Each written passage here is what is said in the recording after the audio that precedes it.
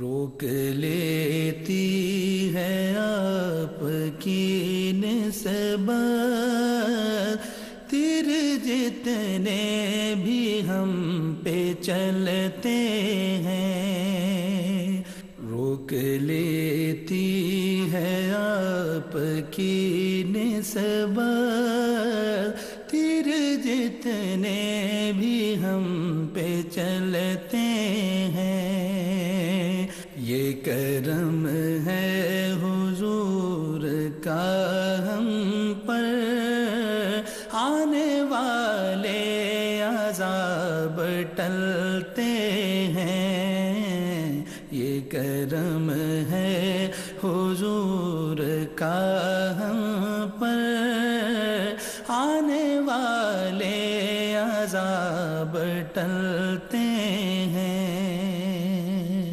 اب کوئی کیا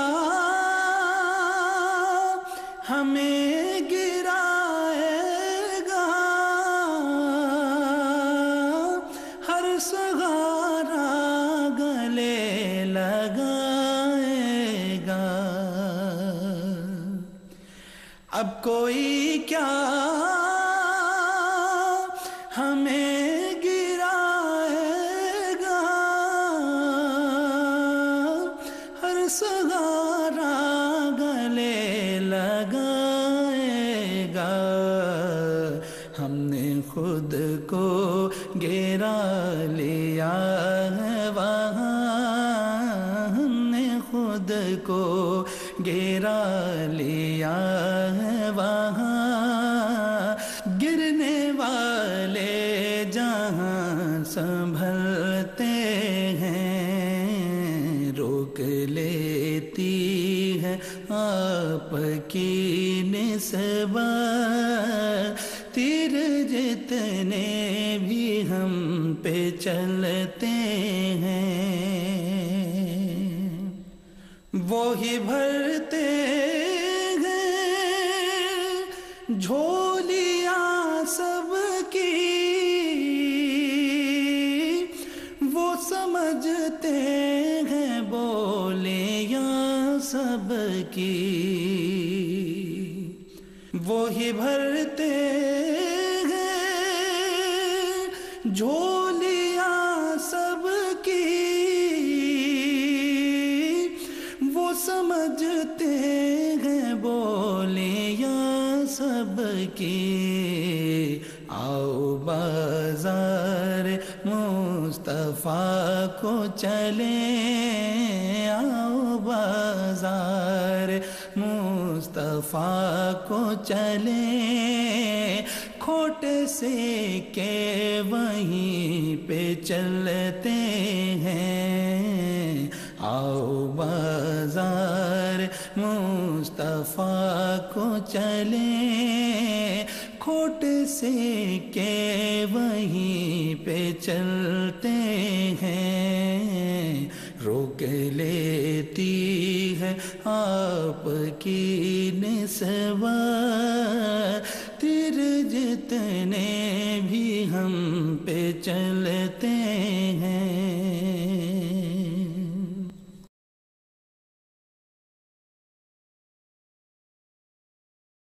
اللہ کا کلام پڑھایا رسول نے، اصحاب باصفا کو لکھایا رسول نے، اللہ کا کلام پڑھایا رسول نے، اصحاب باصفا کو لکھایا رسول نے، قرآن کے حرف حرف کی تقسیم ہو گئی، تمثیل ہر عمل کو بنایا رسول نے۔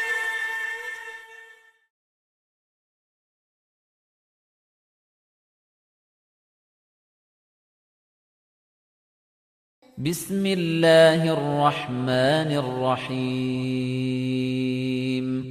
بسم اللہ الرحمن الرحیم، قل هو اللہ احد، قل هو اللہ احد، اللہ الصمد، اللہ الصمد، لم يلد ولم يولد، لم يلد ولم يولد، ولم يكن له كفوا أحد ولم يكن له كفوا أحد الحمد لله رب العالمين والصلاة والسلام على سيد الأنبياء والمرسلين أما بعد أعوذ بالله من الشيطان الرجيم بسم الله الرحمن الرحيم يا أيها الذين آمنوا اتقوا الله وذروا ما بقي من الربا إن كنتم مؤمنين صدق الله العظيم اللهم صل على محمد وعلى آل محمد وبارك وسلم رب اشرح لي صدري ويسر لي أمري واحلل عقدة من لساني يفقهوا قولي واجعل لي وزيرا من أهلي آمین یا رب العالمین۔ ناظرین کرام السلام علیکم ورحمۃ اللہ وبرکاتہ۔ پروگرام بصیرت القرآن میں خوش آمدید۔ آج الحمدللہ پروگرام نمبر 77 آپ کی خدمت میں پیش کر رہے ہیں۔ آج انشاءاللہ ہم سورۃ البقرہ آیات 278 تا 281 کا مطالعہ کریں گے۔ قاری سلمان صاحب نے ان آیات کی تلاوت کے ذریعے پروگرام کا آغاز فرما دیا ہے۔ ہمارے ساتھ ہمارے اسٹوڈیوز میں قرآن اکیڈمی کراچی کے طلباء بھی موجود ہیں، روزانہ ہمارے ساتھ ہوتے ہیں اور ہمارے اس پروگرام کو رونق بخشتے ہیں۔ آئیوں نے خوش آمدید کہتے ہیں۔ السلام علیکم ورحمۃ اللہ وبرکاتہ۔ وعلیکم السلام ورحمۃ اللہ وبرکاتہ۔ خیریت سے آپ لوگ؟ الحمدللہ ماشاءاللہ۔ جی ناظرین کرام، سب سے پہلے ہم سب کی یاد دہانی کے لیے ایک مبارک فرمان نبی اکرم صلی اللہ علیہ وسلم کا ہم سب کی ترغیب، تشویق، موٹیویشن کے لیے فرمان نبوی صلی اللہ علیہ وسلم، آئیے قرآن سیکھیں۔ اس حوالے سے آپ صلی اللہ علیہ وسلم نے فرمایا، قرآن کریم کی ایک آیت کو سمجھ لینا 1000 رکعت نفل سے بہتر ہے۔ ابن ماجہ شریف کی روایت ہے۔ گزشتہ پروگرام سے ہم نے سمجھا تھا ایک ایک حرف کی تلاوت پر 10 نیکیاں ملتی ہیں، اور ایک آیت کو سمجھ لینا 1000 رکعت نفل سے بہتر ہے۔ ناظرین کرام غور کیجئے، یہ ہے قرآن حکیم کے سیکھنے سکھانے کی فضیلت۔ اللہ تعالی ہماری اس کوشش کو اپنی بارگاہ میں قبول فرمائے اور ہمیں مزید اپنی کتاب سے ہمارے تعلق کو مضبوط کرنے کی توفیق عطا فرمائے کہ ایک آیت کا سمجھنا جس میں ترجمہ بھی ہے، تشریح بھی ہے، مسئلہ کیا ہے، کس بات کا حکم، کس بات سے روکا گیا، یہ ساری تفصیل کے ساتھ ایک آیت کا سمجھ لینا 1000 رکعت نفل سے افضل ہے۔ اللہ تعالی ہمیں مزید اپنے کلام کو سمجھنے کی اور عمل کرنے کی توفیق عطا فرمائے۔ ناظرین کرام چلتے ہیں، اپنی ترتیب کے مطابق آگے بڑھتے ہیں اور آج کی زیر مطالعہ آیات کا ترجمہ سمجھتے ہیں۔ آج ہم مطالعہ کر رہے ہیں سورۃ البقرہ آیات 278 تا 281 کا۔ آئیے ترجمہ سمجھتے ہیں ان آیات کا۔ ارشاد ہوا، اے ایمان والو، اللہ کی نافرمانی سے بچو اور چھوڑ دو جو باقی رہ گیا ہے سود سے، اگر تم واقعی ایمان والے ہو، اور اگر تم نے ایسا نہ کیا پھر سن لو اعلان جنگ اللہ اور اس کے رسول صلی اللہ علیہ وسلم کی طرف سے، اور اگر تم توبہ کر لو تو پھر تمہارے لیے ہیں تمہارے اصل مال، نہ تم ظلم کرو اور نہ تم پر ظلم کیا جائے، اور اگر مقروض تنگ دست ہو تو مہلت دو اسے خوشحال ہونے تک، اور اگر تم قرض کو صدقہ ہی کر دو تو یہ تمہارے لیے زیادہ بہتر ہے اگر تم جانتے ہو، اور ڈرتے رہو اس دن سے جس میں تم لوٹائے جاؤ گے اللہ کی طرف، پھر پورا پورا دے دیا جائے گا ہر شخص کو اس عمل کا بدلہ جو اس نے کمایا، اور ان پر کوئی ظلم نہیں کیا جائے گا۔ ناظرین کرام یہ ترجمہ سورۃ البقرہ آیات 278 تا 281 کا۔ آئیے ترجمے کے بعد چلتے ہیں ربط آیات کو سمجھنے کی طرف۔ ربط آیات میں لکھا ہے، گزشتہ آیات میں فاضل مال پر سود کمانے کی مذمت کا ذکر تھا۔ فاضل مال جو اضافی مال بندے کے پاس ہو، اس کا بدترین استعمال کیا ہے کہ اس کے ذریعے سود کمانے کی کوشش کی جائے، اور ایسے لوگوں کو شیطان ہی کہا گیا ہے۔ یہ شیطانی طرز عمل ہوا کرتا ہے کہ جس کو چھو کر شیطان نے باولا اور پاگل کر دیا ہو۔ یہ ذکر پچھلی آیات میں آ چکا ہے۔ اب سودی معاملات کے بارے میں شدید ترین ملامت اور وعید کا بیان ہے۔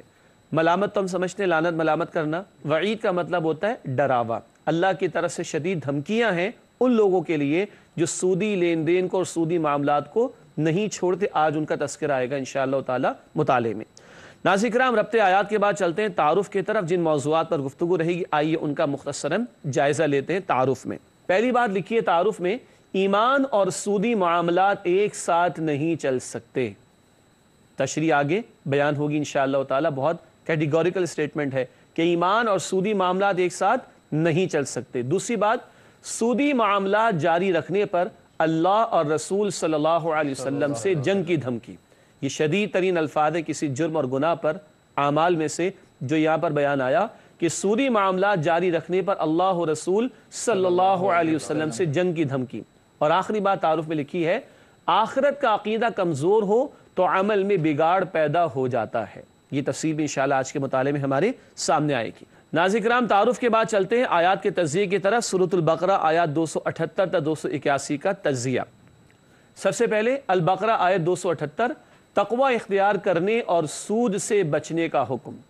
اس کے بعد آیت 279 سود خوروں کے خلاف جنگ کا اعلان، اور جنگ کا اعلان کس کی طرف سے؟ اللہ اور اللہ کے رسول صلی اللہ علیہ وسلم کی طرف سے۔ اس کے بعد آیت 280 مقروض کو مہلت دینے کی تلقین، اور آخری آیت آج ہم پڑھیں گے انشاءاللہ آیت 281 عمل کی اصلاح جواب دہی کے احساس سے ہوگی۔ کل اللہ کے حضور پیشی کا احساس ہوگا تو عمل سیدھا ہوگا، اور کل کی پیشی کا احساس نہ ہو تو عمل ٹیڑھا ہوگا اور اس میں بگاڑ پیدا ہوتا چلا جائے گا۔ ناظرین کرام، الحمدللہ آیات کا ترجمہ، ربط آیات، تعارف اور آیات کا تجزیہ ہم نے سمجھا۔ اب اپنے فارمیٹ کے مطابق آگے بڑھتے ہیں اور ایک ایک آیت کی تشریح کو سمجھنے کی کوشش کرتے ہیں۔ سب سے پہلے البقرہ آیت 278 278 ارشاد ہوا، یا ایھا الذین آمنوا اتقوا اللہ وذروا ما بقی من الربا ان کنتم مؤمنین۔ سورۃ البقرہ آیت 278 ہے، آئیے اس کا ترجمہ سمجھتے ہیں۔ ارشاد ہوا، اے ایمان والو، اللہ کی نافرمانی سے بچو اور چھوڑ دو جو باقی رہ گیا ہے سود سے، اگر تم واقعی ایمان والے ہو۔ ناظرین کرام، یہ ہے ترجمہ سورۃ البقرہ آیت 278 کا۔ آئیے اس کے معانی اور تشریح کو جاننے کی کوشش کرتے ہیں۔ تشریح میں پہلی بات لکھی ہے، آیت میں اول و آخر ایمان کا ذکر ہے۔ یہ بہت اہم بات ہے۔ شروع میں الفاظ یا ایھا الذین آمنوا، اے ایمان والو، شروع میں ایمان کا ذکر، اور آخر میں ان کنتم مؤمنین، اگر تم ایمان والے ہو۔ شروع میں بھی ایمان کا ذکر اور آخر میں بھی ایمان کا ذکر، اور درمیان میں کیا ہے؟ اللہ کا تقوی اختیار کرو اور سود کو چھوڑ دو۔ بہت اہم بات، اول و آخر ایمان کا ذکر ہے، اور آگے ہم نے لکھا ہے کہ ایمان اور سود ایک جگہ جمع نہیں ہو سکتے۔ اے ایمان والو، اللہ کا تقوی اختیار کرو، اللہ سے ڈرو، اور جو ربا میں سے رہ گیا اسے چھوڑ دو اگر تم ایمان والے ہو۔ بات واضح ہو رہی؟ ناظرین کرام، اس کا تاثر محسوس کیجئے، اول ایمان کا ذکر، آخر ایمان کا ذکر آیت میں، اور بیچ میں کہا جا رہا ہے کہ سود کو چھوڑ دو۔ تو یہ ایمان اور سود ایک جگہ جمع نہیں ہو سکتے۔ اگر سود خوری چل رہی ہے، سود کا لین دین چل رہا ہے، تو پھر ایمان نہیں، اور اگر ایمان ہوگا تو سود خوری ختم ہوگی، سودی معاملہ ختم ہوگا، سود کا لین دین ختم ہوگا۔ اب ہم جائزہ لیں، آج اگر سود ہمارے اندر رائج ہو چکا ہے، ہمارے ہاں گلی گلی میں رائج ہو چکا ہے، تو کہیں ایمان تو نہیں چلا گیا؟ اور اگر ایمان چاہتے ہیں تو سود کو نکال باہر کرنا ہوگا۔ اللہ تعالی ہمیں اس کی توفیق عطا فرمائے، آمین۔ ناظرین کرام، البقرہ آیت نمبر 279 کی طرف چلتے ہیں، 279 کی طرف، آئیے مطالعہ کریں اس کا۔ ارشاد ہوا، فَإِن لَمْ تَفْعَلُوا فَأَذَنُوا بِحَرْبٍ مِّنَ اللَّهِ وَرَسُولِهِ وَإِن تُبْتُمْ فَلَكُمْ رُؤُوسُ أَمْوَالِكُمْ لَا تَظْلِمُونَ وَلَا تُظْلَمُونَ۔ سورۃ البقرہ آیت 279 279 ہے، آئیے اس کا ترجمہ سمجھتے ہیں۔ ارشاد ہوا، اور اگر تم نے ایسا نہ کیا پھر سن لو اعلان جنگ اللہ اور اس کے رسول صلی اللہ علیہ وسلم کی طرف سے، اور اگر تم توبہ کر لو تو پھر تمہارے لیے ہیں تمہارے اصل مال، نہ تم ظلم کرو اور نہ تم پر ظلم کیا جائے۔ ناظرین کرام، یہ ترجمہ البقرہ 279 کا، اور شدید ترین الفاظ آپ نے ترجمے ہی میں محسوس کر لیے۔ آئیے اس آیت کی تشریح کو سمجھتے اور دل سے سننے کی کوشش کریں۔ اللہ مجھے اور آپ کو اس کی توفیق بھی دے، اور اس سود خوری کی لعنت سے اللہ ہم سب کو انفرادی اور اجتماعی طور پر بچنے کی توفیق عطا فرمائے۔ آئیے اس آیت کی تشریح سمجھتے ہیں۔ پہلی بات لکھی ہے، عملی اعتبار سے بدترین گناہ سودی معاملہ۔ یہ عملی اعتبار سے، عقیدے کے اندر بدترین گناہ شرک کرنا ہے، عقیدے کے معاملات میں بدترین گناہ شرک کرنا، اور عملی اعتبار سے بدترین گناہ سودی معاملہ، جس پر اتنے شدید الفاظ آئے جو آگے لکھیں تشریح میں بھی۔ سودی معاملات پر اللہ اور رسول صلی اللہ علیہ وسلم کی طرف سے اعلان جنگ، اس کو محسوس کریں ناظرین کرام، محسوس کریں اس چیز کو۔ اللہ اور رسول سے جنگ کے لیے تیار ہو جاؤ۔ اور اگلی حدیث بھی ذرا اسکرین پر موجود ہے، آئیے اس کا مطالعہ کر لیں اور توجہ سے سنیں اس حدیث کو۔ یہ ابن ماجہ کی روایت ہے۔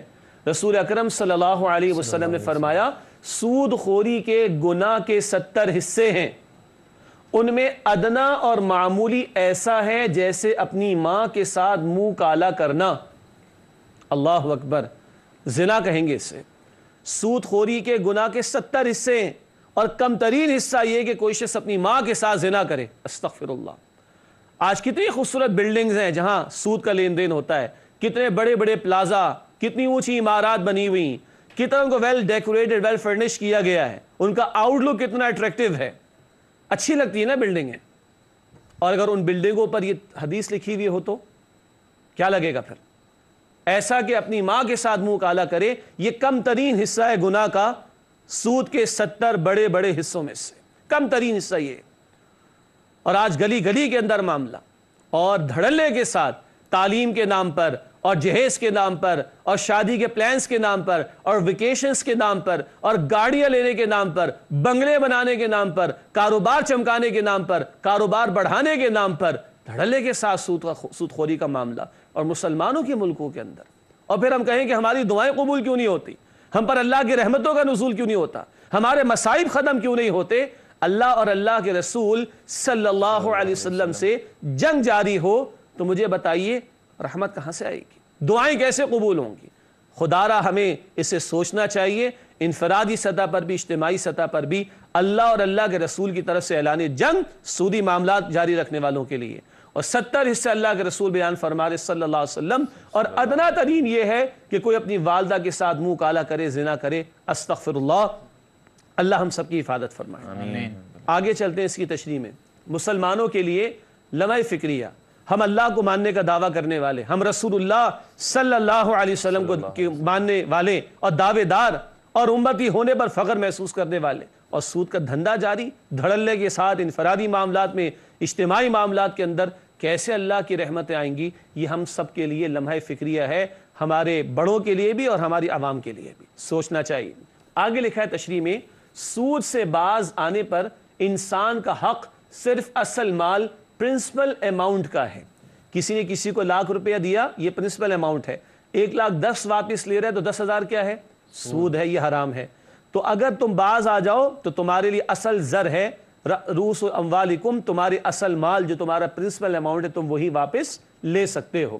اب لوگ اس پر کہتے ہیں کہ وہ جی ڈی ویلیویشن آف ویلتھ کا منی کا معاملہ آ جاتا ہے, اور زر کی قدر جو ہے وہ کم ہو جاتی ہے, روپے کی قدر کم ہو جاتی ہے. وہ انفلیشن بھی سود کی وجہ سے ہوتا ہے, اکنامکس کے طے شدہ اصول ہیں. سود خوری ختم کر دیں, ڈی ویلیویشن کا معاملہ بھی ختم ہو جائے گا. اور لوگ کہتے ہیں کل ہم نے کسی کو 1,00,000 دیا, 2 سال بعد ہمارے پیسے کی قدر جو ہے کم ہو جائے گی تو وہ 90,000 رہ جائیں گے. اور بھائی کل اگر پیسے کی قدر بڑھ جائے گی تو آپ 1,00,000 کے 80,000 واپس لینا پسند کریں گے؟ کبھی پسند نہیں کریں گے. مسئلہ گڑبڑ کیا ہے کہ ہم کمانا چاہتے ہیں, چاہے حرام سے آئے کہ حلال سے آئے. یہ دلائل بیکار ہے بالکل. اللہ رب العالمین نے جس چیز کو حرام قرار دے دیا, عقل نہیں لڑانی چاہیے, حرام کو حرام ہی کہنا چاہیے اور اس سے بچنے کا اہتمام کرنا چاہیے. آخری بات لکھی ہے, قرض پر کسی قسم کا نفع یا اضافہ سود کہلاتا ہے. ناظرین کرام یہ بھی نوٹ کیجئے, یہ بڑی ڈیبیٹ چلتی ہے, جناب ربا کی ڈیفینیشن کیا ہے, سود کی تعریف کیا ہے. اس بات کو اچھی طرح سمجھ لیں, خود قرآن یہاں بتا رہا ہے اگر باز آ جاؤ تو کیا واپس لے سکتے ہو؟ پرنسپل اماؤنٹ, جو اصل تم نے رقم دی تھی. تو معلوم ہو کہ تم نے قرض کسی کو دیا, اس پر جو بھی اضافہ ہوگا وہ کیا ہوگا؟ وہ سود ہوگا, وہ ربا ہوگا. گویا ربا کی تعریف خود قرآن حکیم بھی ہمیں اس مقام پر عطا فرما رہا ہے. ناظرین کرام الحمدللہ سورۃ البقرہ آیت نمبر 279 کا مطالعہ بھی مکمل ہوا, اور غور کیجئے کہ شدید ترین وعید ہے جس مقام پر اللہ تعالیٰ نے بیان فرمائی. اللہ اس کا خوف بھی عطا فرمائے اور ہم سب کو انفرادی اجتماعی دونوں سطحوں پر سود سے بچنے کی توفیق عطا فرمائے. آمین. ناظرین کرام مطالعہ ہمارا جاری رہے گا, انشاءاللہ آپ سے ملاقات ہوتی ہے ایک مختصر سے وقفے کے بعد. آج ہم مطالعہ کر رہے ہیں سورۃ البقرہ آیات 278 تا 281 کا. آئیے اب مطالعہ شروع کرتے ہیں البقرہ آیت 280 کا. رب العالمین نے ارشاد فرمایا, وَإِن كَانَ ذُو عُسْرَةٍ فَنَظِرَةٌ إِلَى مَيْسَرَةٍ وَأَن تَصَدَّقُوا خَيْرٌ لَكُمْ إِن كُنتُمْ تَعْلَمُونَ. سورۃ البقرہ آیت 280 ہے. آئیے اس کا ترجمہ سمجھتے ہیں. ارشاد ہوا, اور اگر مقروض تنگ دست ہو تو مہلت دو اسے خوشحال ہونے تک, اور اگر تم قرض کو صدقہ ہی کر دو یہ تمہارے لیے زیادہ بہتر ہے اگر تم جانتے ہو. ناظرین کرام یہ البقرہ آیت نمبر 280. اب آئیے اس کی تشریح کی طرف چلتے ہیں. سب سے پہلے تشریح میں لکھا ہے, مقروض اگر اصل زر پرنسپل اماؤنٹ مقروض اگر اصل زر واپس کرنے پر قادر نہ ہو تو اسے آسودگی کے حصول تک مہلت دینی چاہیے۔ آسودگی کا مطلب خوشحالی۔ ایک شخص کرائسس میں پھنس گیا ہے، مشکلات میں آ گیا ہے، اگر وہ قرض واپس ابھی کرنے کی پوزیشن میں نہیں تو تعلیم تو دین کی یہ ہے کہ اس کو مہلت دے دی جائے۔ لیکن ذہن میں رکھیے دین صرف ایک ہی بات نہیں کہتا، دین اور بھی احکامات عطا کرتا ہے۔ اول تو دین قرض لینے کو پسندیدہ قرار نہیں دیتا۔ ناظرین کرام نوٹ کیجئے گا، حدیث میں نبی اکرم صلی اللہ علیہ وسلم نے ارشاد فرمایا شہید کے سارے گناہ معاف ہو جاتے ہیں، قرض معاف نہیں ہوتا۔ تو اتنا قرض کو ڈسکریج کیا گیا ہے، حوصلہ شکنی کی گئی ہمارے دین میں، اور نبی اکرم صلی اللہ علیہ وسلم مقروض کا جنازہ نہیں پڑھایا کرتے تھے، اتنا ڈسکریج کیا گیا۔ یہ ساری تعلیمات کے بعد اب قرض لے گا کون؟ جو واقعتاً ضرورت مند ہوگا۔ اگر وہ مشکل میں آ چکا ہو تو ایک تعلیم شریعت کی کیا ہے کہ اس کو مہلت دے دی جائے۔ کب تک؟ جب تک اس کو خوشحالی اور آسودگی میسر آ جائے۔ اگلی بات لکھی ہے البتہ اگر مقروض قرض ادا نہیں کر پا رہا تو اسے معاف کر دیا جائے تو بہتر ہے۔ یہ ہے صدقہ کا جو لفظ آیا یہاں پر کہ اگر تم صدقہ ہی کر دو، معاف ہی کر دو تو یہ تمہارے حق میں بہتر ہے۔ اور اس حوالے سے بہت پیاری حدیث ہے، نبی اکرم صلی اللہ علیہ وسلم نے ارشاد فرمایا صحیح مسلم کی روایت میں کہ جس نے تنگ دست کو مہلت دی یا اس کا قرضہ معاف کیا تو اللہ اسے اپنا سایہ رحمت عطا فرمائے گا۔ کسے؟ جسے تنگ دست کو مہلت دی ہے یا اس کے قرض کو معاف کیا، اللہ اپنے سایہ رحمت میں اس کو جگہ عطا فرمائے گا۔ یہ ہمارے دین کی اخلاقی تعلیم ہے، ترغیب ہے، تشویق ہے کہ دوسرے کو قرض کی ادائیگی میں کچھ مہلت دے دو تو اللہ اپنی رحمت کے سائے میں تمہیں کل جگہ عطا فرمائے گا۔ ناظرین کرام چلتے ہیں اس کے بعد آج کی زیر مطالعہ آیات میں سے آخری آیت البقرہ آیت 281 کے مطالعے کی طرف۔ البقرہ آیت 281 ارشاد ہوا وَاتَّقُوا يَوْمًا تُرْجَعُونَ فِيهِ إِلَى اللَّهِ ثُمَّ تُوَفَّى كُلُّ نَفْسٍ مَا كَسَبَتْ وَهُمْ لَا يُظْلَمُونَ۔ سورۃ البقرہ آیت نمبر 281 ہے، آئیے اس کا ترجمہ سمجھتے ہیں۔ ارشاد ہوا اور ڈرتے رہو اس دن سے جس میں تم لوٹائے جاؤ گے اللہ کی طرف، پھر پورا پورا دے دیا جائے گا ہر شخص کو اس عمل کا بدلہ جو اس نے کمایا، اور ان پر کوئی ظلم نہیں کیا جائے گا۔ ناظرین کرام یہ ہے البقرہ آیت نمبر 281 جس کا ترجمہ آپ نے سماعت فرمایا۔ اب چلتے ہیں اس آیت کی تشریح کی طرف۔ ایک بہت قیمتی بات اس آیت کے حوالے سے سب سے پہلے تشریح میں لکھی گئی ہے، ایک رائے کے مطابق یہ آخری آیت ہے جو نبی اکرم صلی اللہ علیہ وسلم پر نازل ہوئی۔ مراد ترتیب نزولی، بہت شروع میں ہم نے پروگرامز میں ڈسکشن کی تھی، ایک قرآن کی ترتیب مصحف۔ ترتیب مصحف آج جس شکل میں قرآن ہمارے پاس موجود ہے، الفاتحہ پہلی سورہ اور سورۃ الناس قرآن کی آخری سورہ، اور ترتیب نزولی کیا ہے؟ جس ترتیب سے قرآن نبی اکرم صلی اللہ علیہ وسلم کے قلب مبارک پر نازل ہوا۔ مثال کے طور پر سورۃ العلق کی پہلی 5 آیات پہلی وحی ہے جو نبی اکرم صلی اللہ علیہ وسلم پر نازل ہوئی ترتیب نزولی کے مطابق۔ تو نزولی ترتیب کے مطابق یہ آخری آیت ہے جو نبی اکرم صلی اللہ علیہ وسلم پر نازل ہوئی، اور کہا جا رہا ہے ڈرتے رہو اس دن سے جس میں تم لوٹائے جاؤ گے اللہ کی طرف۔ سب سے آخری آیت میں کس بات کی فکر دلائی جا رہی؟ کل اللہ کے حضور پیشی کی فکر دلائی جا رہی ہے۔ یہ ہے عقیدہ آخرت کی اہمیت۔ آگے لکھا ہے ہمارے عمل پر سب سے زیادہ عقیدہ آخرت اثر انداز ہوتا ہے۔ ہمارے عمل پر سب سے زیادہ عقیدہ آخرت اثر انداز ہوتا ہے۔ چنانچہ مزید آگے لکھا ہے آخرت کی جواب دہی کا احساس ہی انسان کو دنیا میں اللہ کی نافرمانی سے بچنے اور حلال و حرام کی تمیز کرنے پر کاربند رکھتا ہے۔ اگر کل اللہ کے حضور پیشی کا احساس ہوگا تبھی حلال حرام کی تمیز بھی کریں گے، حلال پر اکتفا کریں گے، حرام سے بچنے کی کوشش کریں گے، اور دیگر حرام کاموں سے نافرمانی سے بچنے کی کوشش کریں گے۔ اگر آخرت کا احساس نہ ہو، کل کی جواب دہی کا احساس نہ ہو تو پھر وہی ہوگا کہ اللہ کے احکامات دھڑلے سے ٹوٹیں گے اور ذرا بھی تکلیف نہیں ہوگی انسان کو۔ اللہ تعالیٰ اس سے ہمیں محفوظ فرمائے، آمین۔ ناظرین کرام الحمدللہ آج کی زیر مطالعہ آیات کا ترجمہ اور تشریح تفصیل سے آپ کے سامنے پیش کی گئی۔ اب وقت ہے ہمارے نوجوان ساتھیوں کے سوالات کا، آئیے اس سے معلوم کرتے ہیں آج وہ ہم سے کیا دریافت کرنا چاہتے ہیں۔ جی حسین آپ کے پاس سوال ہے؟ جی میرا سوال یہ ہے کہ بینک انٹرسٹ سود میں آئے گا یا نہیں؟ اچھا ماشاءاللہ، سوال ہے کہ بینک انٹرسٹ سود میں آئے گا یا نہیں۔ غالباً حسنین نے سوال اس لیے کیا کہ یہ بحث بہت ہمارے معاشرے میں چلتی ہے کہ جناب نبی اکرم صلی اللہ علیہ وسلم کے دور میں تو وہ مجبوری سے فائدہ اٹھاتے تھے، اس زمانے میں کوئی تجارت کا سود نہیں ہوتا تھا اور لین دین جو ہے وہ تجارتی اعتبار سے نہیں ہوتا تھا، وہ تو اس سود کو منع کیا گیا جو کسی کی مجبوری کا فائدہ اٹھا کر حاصل کیا جائے، اور جو بینکس کے اندر ہوتا ہے وہ تو تجارت ہوتی ہے اور ایسا کچھ ہوتا ہے۔ ہم نے پچھلے پروگرام میں سود اور تجارت کے فرق کو بھی سمجھا تھا، کیونکہ اللہ نے فرمایا نا البقرہ آیت نمبر 275 میں پچھلے پروگرام میں نے بات کی تھی، احل اللہ البیع وحرم الربا، اللہ نے تجارت کو حلال کیا اور ربا کو حرام قرار دیا۔ تفصیل ناظرین کرام آپ کو یاد ہوگی ہم نے بیان کی تھی کہ تجارت میں کتنے پاپڑ بیلنے پڑتے ہیں انسان کو، کتنے رسکس اور خطرات ہوتے تب جا کے 2 پیسے کماتا ہے، اور سود کے اندر بیٹھے بٹھائے چاہے دوسرے کی زندگی ختم ہو جائے لیکن ایک کا فائدہ پکا ہوتا ہے۔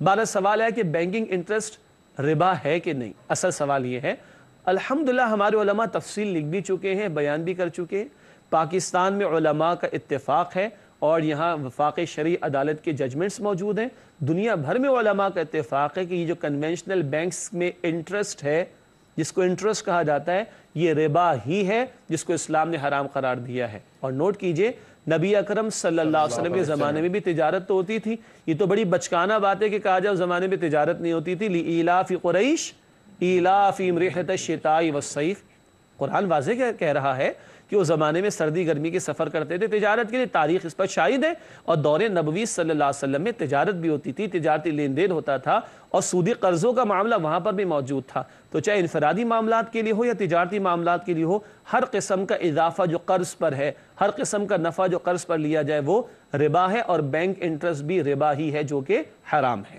اللہ تعالی ہمیں محفوظ رکھے اس سے۔ جی عابد آپ کا سوال؟ جی ایک سوال یہ ذہن میں آ رہا ہے کہ سود کی حرمت سے فوراً پہلے اور فوراً بعد میں تقویٰ کا ذکر ہے، تو ان کا آپس میں ربط کیا ہے؟ ماشاءاللہ، ایک اور پہلو کی طرف اشارہ ہوا، میں نے ذکر کیا تھا کہ آج ہم نے پہلی آیت سمجھی اول و آخر ایمان کا بیان ہے، تاہم سود سے بچنے کے ساتھ ساتھ تقویٰ کا ذکر بھی ہے، اور تقویٰ تو ہم شروع سے سمجھتے ہوئے آ رہے ہیں، ھدی للمتقین، قرآن کن کے لیے ہدایت ہے؟ جن میں تقویٰ ہوگا۔ تقویٰ کا مطلب ہے دل میں اللہ کا خوف اور ڈر ہونا، یعنی کل ہمیں مرنے کے بعد اللہ کو جواب دینا ہے، اس احساس کے ساتھ زندگی بسر کرنا۔ اب ایمان کا ذکر بھی آ رہا ہے اور تقویٰ کا ذکر بھی آ رہا ہے، اور سود سے بچنے کی بات ہو رہی۔ ایمان ہوگا تو سود سے بچیں گے، اور سود سے نہیں بچ رہے تو ایمان نہیں۔ اللہ کا خوف دل میں ہوگا تو سود سے بچیں گے، ورنہ عقلی بحثیں کرتے رہو تجارت کیوں حلال ہے اور سود کیوں حرام ہے، عقلی بحثیں ہوتی رہیں گی، لاجک لڑائی جاتی رہے گی، جب تک اللہ کا خوف دل میں پیدا نہیں ہوگا ان حرام کاموں سے انسان بچ ہی نہیں سکتا۔ تو تقویٰ وہ موٹیویٹنگ فورس ہے، وہ قوت محرکہ ہے جو بندے کو گناہوں سے بچاتی ہے، اس لیے ایمان کے ساتھ ساتھ تقویٰ کا ذکر فرما کر سود سے بچنے کا حکم دیا گیا ہے۔ واللہ اعلم، واللہ اعلم کا مطلب ہوتا ہے اللہ نوز دی بیسٹ، اصل صحیح ترین بات کس کے علم میں ہے؟ اللہ ہی کے علم میں ہے۔ ناظرین کرام الحمدللہ ان سوالات کے جوابات بھی آپ کی خدمت میں پیش کیے گئے۔ چلتے ہیں پروگرام کے آخری لمحات ہیں، آخری مختصر سیگمنٹس کی طرف۔ سب سے پہلے قرآنی معلومات کے حوالے سے ایک اور اہم نکتہ عورتوں کے معاملات کے حوالے سے، آئیے پڑھتے ہیں۔ سورۃ الاحزاب آیت 59 میں نامحرم کے سامنے جلباب یعنی بڑی چادر سے چہرے سمیت پورے جسم کو چھپانے کا حکم ہے۔ دوبارہ پڑھ رہا ہوں میں آپ کے سامنے، چیک بھی کیجئے قرآن میں جا کے، تفسیر بھی پڑھیے۔ سورۃ الاحزاب آیت 59 میں نامحرم کے سامنے جلباب یعنی بڑی چادر سے چہرے سمیت پورے جسم کو چھپانے کا حکم ہے۔ ہم نے گزشتہ چند نشستوں میں ترتیب سے ایک بات پڑھی، نگاہوں کی حفاظت کا حکم مردوں کو بھی اور عورتوں کو بھی، سورہ نور آیت 30-31۔ محرم کے سامنے، محرم جس سے کبھی نکاح نہیں ہو سکتا، خاتون آئے چہرہ کھلا رکھ سکتی ہے، ہاتھ اور پیر کے پنجے کھلے رکھ سکتی ہے، مگر سینے پر اور سر پر بھی کچھ اوڑھنی ڈال لے، سورہ نور آیت 31۔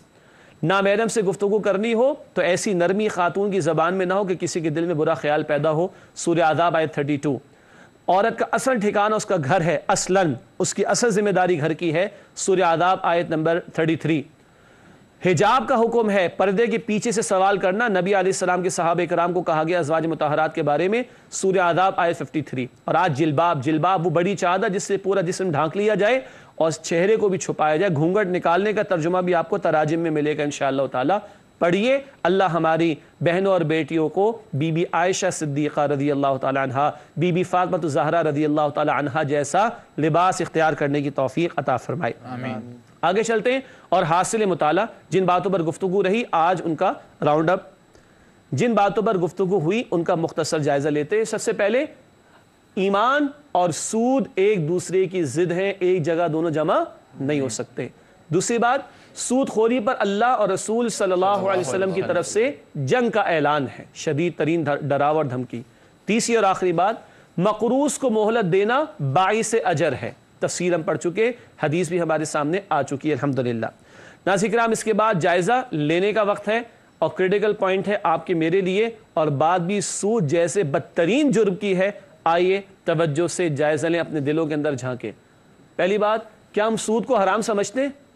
آج بھی بحثیں چل رہی، وہ نہیں، ایسے نہیں، ویسے، اور ایسے نہیں اور ویسے۔ سارے علماء کا اتفاق ہے، امت کا اتفاق ہے، یہ بینکنگ انٹرسٹ کا سوال آیا، ادروائز سب حرام ہے۔ اور حدیث میں تو یہ بھی ہے کہ سود لینے والا، دینے والا، لکھنے والا، معاہدہ کرانے والا، گواہ بننے والا، سب پر لعنت کی ہے نبی اکرم صلی اللہ علیہ وسلم نے، سب برابر ہیں، مسلم کی روایت۔ اور عمر فاروق رضی اللہ تعالی عنہ فرماتے ہیں، دعوا الربا و ریبا، ربا تو چھوڑ دو، اور جہاں شک بھی آئے نا ربا کا، جہاں سود کا شک بھی آ جائے اس کو بھی چھوڑ دو۔ کیا ہم سود کو حرام سمجھتے ہیں؟ اگلا عملی سوال، کیا ہم سودی معاملات حتیٰ کہ مشکوک باتوں سے بھی بچنے کی کوشش کرتے ہیں؟ ورنہ تو اللہ اور اللہ کے رسول علیہ السلام کی طرف سے جنگ کا اعلان ہے، سوچیے۔ آخری دو باتیں گزشتہ سوال کا جواب سب سے پہلے آپ کے سامنے پیش کرتے ہیں۔ گزشتہ پروگرام میں سوال آپ کی خدمت میں رکھا گیا تھا، رسول اللہ صلی اللہ علیہ وسلم جو حکم دیں اس سے لے لو، اور جس سے روک دیں اس سے رک جاؤ۔ یہ بات کس آیت میں بیان کی گئی ہے؟ آپ کو ہنٹ دی گئی تھی 28 پارے کی، 28 پارہ سورۃ الحشر آیت نمبر 7 میں یہ بات بیان کی گئی۔ اللہ کے رسول علیہ السلام کی اطاعت پر زور، جس بات کا حکم دیں مانو، جس سے روک دیں اس سے رک جاؤ۔ آج کا سوال نوٹ کر لیجئے، پروگرام کی آخری بات۔ آج کا سوال ہے، اللہ سے محبت کرنا چاہتے ہو تو نبی کریم صلی اللہ علیہ وسلم کی اتباع کرو۔ یہ بات کس آیت میں بیان کی گئی ہے؟ ہنٹ کے لیے سورہ آل عمران، سورہ آل عمران میں چیک کیجئے گا، انشاءاللہ جلد آپ کو اس کا جواب مل جائے گا۔ ناظرین کرام، الحمدللہ اسی کے ساتھ ہمارے پروگرام کا وقت ختم ہوتا ہے۔ آپ تمام ساتھیوں کا بہت شکریہ، جزاکم اللہ خیرا کثیرا۔ انشاءاللہ آپ سے ملاقات رہتی ہے۔ ناظرین کرام، اللہ تعالیٰ سے دعا ہے کہ اللہ تعالیٰ ہم سب کے علم اور عمل میں اضافہ عطا فرمائے، آمین یا رب العالمین۔ وآخر دعوانا ان الحمد للہ رب العالمین، والسلام علیکم ورحمۃ اللہ وبرکاتہ۔